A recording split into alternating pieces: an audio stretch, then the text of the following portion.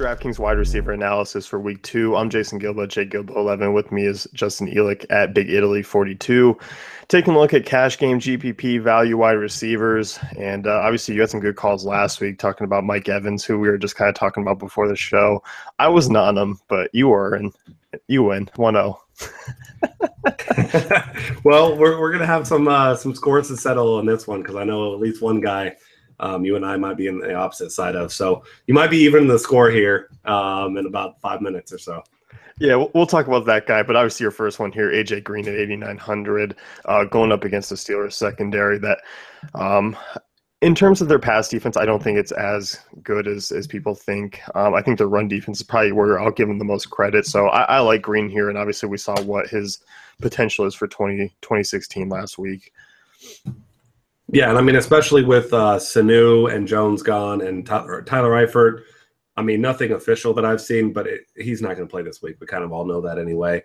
I mean, he got force-fed last week against Darrelle Revis, who at one point was one of the best cover corners in the game. Obviously, either he isn't anymore or A.J. Green is just that good. But, I mean, 12 out of 13 targets for $180 and a touchdown. And, I mean, obviously, Antonio Brown is going to be your chalk play. He's going to be the more popular play, but DraftKings, as I mentioned here, you get $1,000 difference between Brown and AJ Green, whereas on FanDuel it's only a $300 difference. So I think it's a fine pivot. And you're looking at AJ Green, who's a guy who has had some just huge games against the Steelers over the last couple of years, and really he's actually fared better against the Steelers than Antonio Brown has against the Bengals. You know, if you look at over the past couple seasons, the games that AJ Green has had, we're looking at 5 for 71 and 1, which was an AJ McCarron game, of course. 6 for 132 and 1, 11 for 118 and 1, 8 for 82, and 11 for 124 in a score. So, I mean, he's about as consistent as it gets. The Steelers know it's coming. It's kind of that trend in the AFC North, in particular. You know, both Brown and Green, all the three of the other teams know that guy's getting 10 plus looks. Even more if it's a high-scoring game or someone gets behind, and no one seems capable of stopping either guy. So I think it's a pretty viable strategy to play both, honestly, if you can afford them. But that $1,000, if it makes a difference to you, I don't mind Green instead. Yeah, the price difference I like quite a bit. And as you mentioned, I kind of like a little back and forth game stack there, going with Green in it, because that could really turn into something if it's really just a shootout affair. Next guy here, Allen Robinson. This is where we differ a little bit. I'm not looking at him this week. I think he's got a tough matchup against Jason Verrey. Decent price at 7,800, but I don't know. I can't get behind him. But you know what? You were right on Mike Evans last week. I'll probably, tame my expectations a little bit, though, still. It's all downhill from here, right? I mean, if I already got the first one right, chances are I'm going to be wrong on another one. But, I mean, what I like about Allen Robinson in particular is the volume. Obviously, he saw 15 targets last week. From, some fault of his own, some not. Really actually only hauled in, 6 of those passes last week. But the thing is, he gets a ton of red zone looks. And dating back to early last season, every single game he has at least 100 yards and or a score. Obviously, one of those games he had one catch for 4 yards and it was a touchdown. So, take that with a grain of salt. I'm not trying to hide that one in here and not include that. But, I mean, he is the number one option in that offense. They're going to score points. Obviously, we saw the Chiefs put up a ton of points on them, and that's not nearly the offense that the Jacksonville Jaguars are. And, I mean, I consider them a top 10 offense. Obviously, like you said, tough individual matchup, but got to imagine the Jags will get creative, try to find ways to get Robinson open. And, even if he sees 12-plus looks, which I'm sure he still will, I guess I can't say with certainty, but I think he'll still see 12 or more looks here. And, if he hauls in half those, finds the end zone once, I think he could pay that off. And I just think he has a safe floor. Maybe not huge upside in this matchup because you're not going to see a Brandon Cooks-esque 98-yard touchdown or anything like that. But I just think that just by sheer volume alone, I think he's going to be a solid play this week. Yeah, I like the volume. I mean, as you mentioned, 15 targets in week 1, as you put here. I do think the total is low. I guess for me, I'm just kind of looking more at the secondary pieces of like a Julius Thomas or an Allen is it Allen Hurns? Allen Hurns, yeah. The other Allen. For some reason, it threw me off. Like, wait, are they both Allens? I like what always gets me. Yeah. Just like Ron Burgundy, Allen Hurns. Yeah, I mean, I think I'm with you there. Those guys are all solid options. This is still not a good defense at all. I mean, they played well in the first half last week, and then Alex Smith picked them apart. So yeah, no, he definitely did. I guess Spencer Ware did, but this is a team that does. It's definitely a different offense. I mean, I think that total is too low. I wouldn't be surprised, if they do go off and Robinson does have a good portion of those points. But I guess it's just my process. I'm looking a little bit other directions. So what's our over under here to decide who wins that bet? Like what's minimum score or yardage or what? What is it got to be? So let's say, I mean, 6 catches for 80 yards and a touchdown. I think we'll put him at that as kind of the limit. So whatever that is in DK points. So 20 DK points roughly? Yeah. Okay, yeah. I'll take the over. All right. Okay, I'll take the under. We'll talk about that next week. We'll meet back in week 3. Yeah. Yeah, I'm hoping for 20 targets, 18 catches. That's not going to happen. GPP wide receivers here. You like Mohamed Sanu. Obviously, had a solid week 1. I like the move before the season started where he was going to Atlanta and going to be a wide receiver 2 there. 5,500 seems like a really nice price tag for him. Yeah, and I mean, it is something we need to keep our eye on because both he and Julio Jones sat out of practice or were limited, I guess it was, in practice on Wednesday. Doesn't seem any indication that either injury is serious and they won't play. I mean, we've seen this from Julio all the time. And now that Atlanta actually has a legitimate second option, it seems that they're going to take it easy with him right now. So it's early in the day, Thursday. I haven't heard anything about him today. But like I said, no indication that he won't play.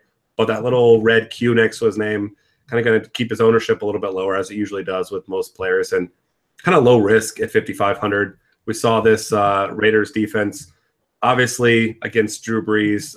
Matt Ryan is obviously not Drew Brees, and this is not being played at the Superdome. But either way, Falcons, looking like a pretty potent offense here. And, they shored up that offensive line.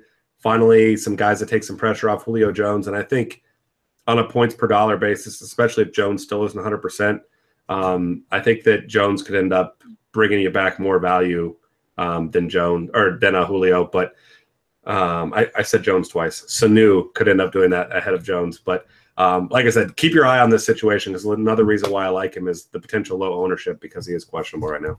Yeah, definitely. And the good thing is, I mean, there are other options in that range too. I mean, there is an Allen Hurns, there is a Willie Snead, there is Marvin Jones. So you do have some options to kind of back yourself up with in case he does kind of just sit out. But as you mentioned, limited, I think they'll both be okay. Team looks like they're kind of preparing for them to both play as well. Yep. So next guy in GPP here, who are you looking at? I'm looking at, if you're playing the Thursday slate, I like Brandon Marshall. I think he's going to be low owned, particularly because of the Thursday slate. And you see how, a lot of people like to overreact to the Thursday slate and feel like they're playing that slate and they're obligated to get exposure to it, which I don't think is necessary. But I do think he's a guy that will go, on the full slate, fairly low owned because coming off a pretty bad performance against the Bengals, I think he only had 3 catches for 32 yards. But this is a guy that saw 174 targets last year. He's a guy that, is the number one option in this lineup. Obviously, Decker's the guy that seems to get a touchdown every single week. But Brandon Marshall is a guy that, has had some big games against the Bills. Last year, he saw 26 targets in 2 games, only caught 13 of them, but 149 yards and a touchdown. He's definitely a guy that, you can rely on to see plenty of targets. And the Jets obviously coming off a tough loss, which I'm thrilled about, of course. But this is a team that they really can't afford to get down to 0-2, especially as they're trying to keep pace with the Patriots, at least until Tom Brady gets back, and then that pipe dream goes away. Yeah, I mean, which kind of sucks for them. I mean, I'm sure everyone in the AFC East was expecting them to lose at Arizona, and all of a sudden they pull off a win. They're like, shit. So was I. Everyone was. But Carson Palmer struggling is not something that I'm upset about. No, I know you enjoy that. That ranks high for you. Yeah, that was a highlight of my opening week. So, nothing but the worst wishes for him. Yeah. If you're looking at Sunday slate, I mean, in a similar price range, you're looking at a guy there for Oakland. Yeah, I mean, Amari Cooper or Mike Evans, I think both those guys are viable swerves there off of him. Looking at Amari Cooper, obviously had a big game week 1. He's now going to get the Desmond Trufant treatment, but saw 11 targets, caught 6 for $137 first week. You got to like that. Obviously, not an ideal matchup for him, but we saw this as a pretty potent offense. They're going to rely on Cooper down the field, and they get creative with Cooper. You know, he gets involved in the short passing game. They throw it deep to him. And, I mean, Derek Carr only threw one touchdown pass last week, but made some big-time plays and some just tremendous throws. So he's a guy that I do have a lot of confidence in moving forward. And, I mean, that's still a cheap price for a guy who is a legitimate number one option. And, I mean, the same goes for Mike Evans, who I wouldn't say had his way with Trufant last week, but he still had a big game in a tough matchup. Obviously, he's a much bigger target. I, in general, just like Mike Evans more. I mean, I said last week he's like my favorite receiver. But I do think it's a good spot for him also against Arizona. Another tough matchup, but I mean, just that size and the fact that Jameis Winston, love him or hate him, looks really, really good in week one. And I feel like if there's any one guy you can force feed the ball to in that offense, it's just his enormous target on the outside there. Yeah, and I think you're going to get him at lower ownership still, because as you mentioned, I mean, the individual matchups really aren't the best. But when you look at it, kept me away last week. I think this week it's going to do it for the most part. I might get my exposure just a little bit, but I'm in agreement. I think there are definitely some potential, especially with those guys that are kind of borderline wide receiver ones. We're not putting them in that elite class like a Brown, like an OBJ, like a Julio Jones. They're kind of that next tier down. We're always not quite sure if they're going to make or break kind of those bad matchups. And we certainly saw if you took that risk, it paid off. For value here, obviously Travis Benjamin, who's going to step into a larger role for San Diego with Keenan Allen going down just 4,400. I like him this week. I think outside of Woodhead, he's going to be that guy who's going to see some targets. Yeah, I mean, this is kind of a default option. I don't love Travis Benjamin as a player, wide receiver. Really, I think he's slightly above average. He didn't really have a lot of big games last year, but was that deep threat. And that's the kind of guy like the Malcolm Floyd that he had a couple years ago in San Diego, Phillip Rivers. And this is a team that still throws the ball a ton. They did have over 30 rushes last week, which, you know, kind of is indicative of the fact that they got up and we're probably stunned that they're actually beating someone by, 3 touchdowns, especially a tough team on the road there. But I expect they're going to have to rely on the pass a little bit more this week. And, you know, someone's going to have to step up. We already talked about Woodhead, like you mentioned, and it's hard not to love him, but you know what you're getting from him. And Travis Benjamin, just $4,400 there. You know, it's a full point PPR, obviously. He saw 8 targets last week. Only caught 7 of them for 32 yards, which is a small number. But you figure, you know, 7 catches for 32 yards is still 10 points for just $4,400. You know, if he can get a similar number of targets, which he easily should be able to do, maybe turn that to 50, 60. Not expecting him to get a touchdown, but kind of like what we expected from Willie Snead last week, you know, like 8 for 60 type of line. And then he's not going to explode like that. But I think he's got a really nice floor here just kind of by default. Yeah, definitely. I like him a lot. I think this game overall is kind of one that's being overlooked a little bit, more so on the Jacksonville side. But I think you can get some of these secondary Chargers guys and work them into your lineups for value here. Yeah. Next one, Cole Beasley, 3,200. Obviously, we saw Cole Beasley have a monster target week, and that had a lot to do with Dak Prescott being able to just check down. Unless Josh Norman is on him, because you know what, maybe the Redskins want to use him on Cole Beasley this week. He's looking like a pretty nice play on DraftKings.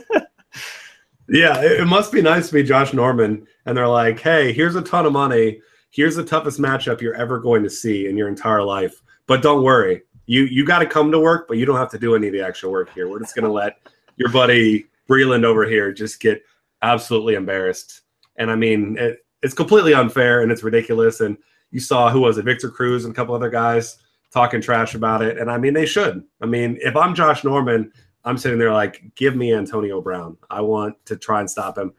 Obviously, he probably knew he couldn't stop him because he couldn't really stop OBJ last year either. But and Antonio Brown's another class. But obviously, we joke because he's not going to be seeing Cole Beasley because what the hell's the point? But like you said, 12 targets for him last week. He's $200 above the minimum. The Raiders were, I mean, by yardage-wise, the worst defense in week one. Obviously, they're not going to give up 400 yards passing this week or probably any other week. But this is still not a good defense. Dak Prescott, you know, still getting acclimated. Didn't take a lot of shots down the field last week. Kind of went with the safe route. Beasley and Witten were both top 10 in targets last week. So that kind of right there tells you he's looking for the safe, reliable, underneath options. And Beasley doesn't have big play upside. He doesn't really have much touchdown upside. But if he sees close to 10 targets again for almost minimum salary, you don't really worry about the yards per catch average. If he gets 8 for 60, I mean, at minimum salary, you're thrilled with 14 points. Yeah, definitely. I mean, he's a big part of you locking it at kind of a wide receiver 3 spot. You get a lot of salary left over to kind of go with guys like Brown. If you want to get two of those big time wide receivers, and I think Cole Beasley is a reasonable option to kind of fill that out. So I'm definitely in agreement. I think with what we saw last week, I think that does continue. And if Josh Norman is on Dez, I mean, I think that does open up a lot of stuff for other guys. Yeah, certainly. It's going to wrap things up with the DraftKings wide receiver analysis. Be sure to check out DaveFantasyCafe.com for all the great tools and content.